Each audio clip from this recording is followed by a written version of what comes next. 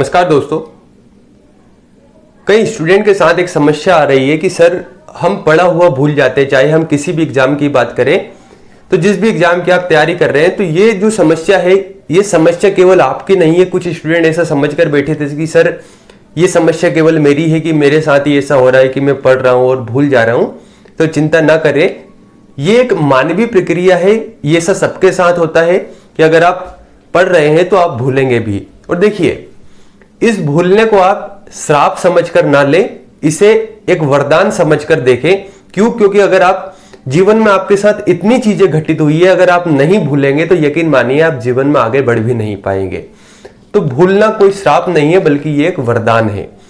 लेकिन समस्या ये आती है कि सर अगर हम ऐसे ही भूलते रहेंगे तो फिर सिलेक्शन कैसे लेंगे, हम सक्सेसफुल कैसे होंगे, हमारे सिलेबस को कंप्लीट कैसे करेंगे। तो मेन बात तो ये है। तो इसके लिए देखिए दोस्तों, आपको क्या करना होगा कि अगर आपके साथ भूलने की समस्या है तो इसके लिए एक ही उपाय है, वह है रिवीजन। आपने देखा होगा कि आपने पढ़ना शुरू किया है ना, और एक महीने बाद आपने पाया कि जो मैंने पहले पढ़ा था आज से एक महीने पहले, जब मैं डबल से उसको देखता हूं तो मुझे ऐसा लग रहा कि ये तो मैंने कभी पढ़ा ही नहीं। तो ये समस्या आपके साथ नहीं आ रही, ये सभी के साथ है। इसके लिए केवल आपको एक उपाय करना होगा, उपाय है रिवीजन करना। लेकिन सर बात तो यही आती है कि रिवीजन करें कैसे। कोई लोग करते हैं कि आज पढ़ लिया, 5 दिन बाद पढ़ने लग गए डबल से।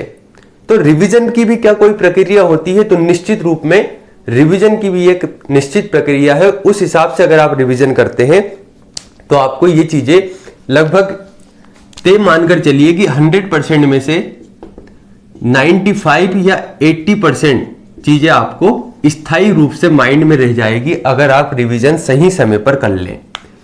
तो बात आती है कि सर रिवीजन करें कैसे। देखिए, रिवीजन करने का एक तरीका होता है, उस तरीकों को अगर आप अप्लाई करें, होता क्या है, अगर आप किसी भी चीज को 3 बार रिवाइज कर लें।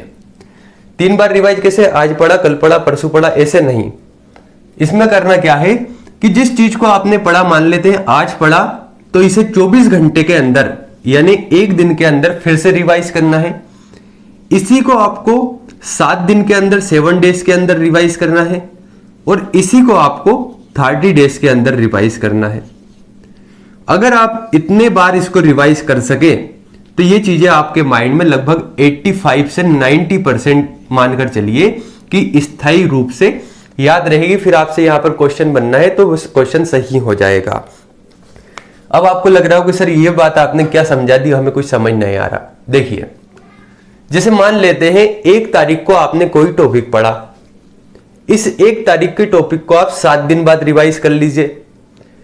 उसी टॉपिक को आप फिर 30 दिन यानी कि जो मंथ का एंड मान सकते हैं, उस मंथ के एंड में 30 या 31 तारीख को रिवाइज कर लीजिए।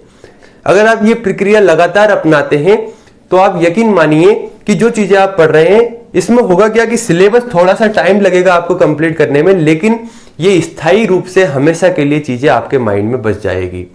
वरना होगा कि आप कितने ही पढ़ते रहेंगे, अगर आप रिवीजन नहीं करते तो उस पढ़ने का कोई मतलब नहीं है। तो साथियों, आपको लगता है कि इसमें भी कुछ डाउट है तो आप कमेंट कर बताइएगा, हम उसके ऊपर चर्चा करेंगे।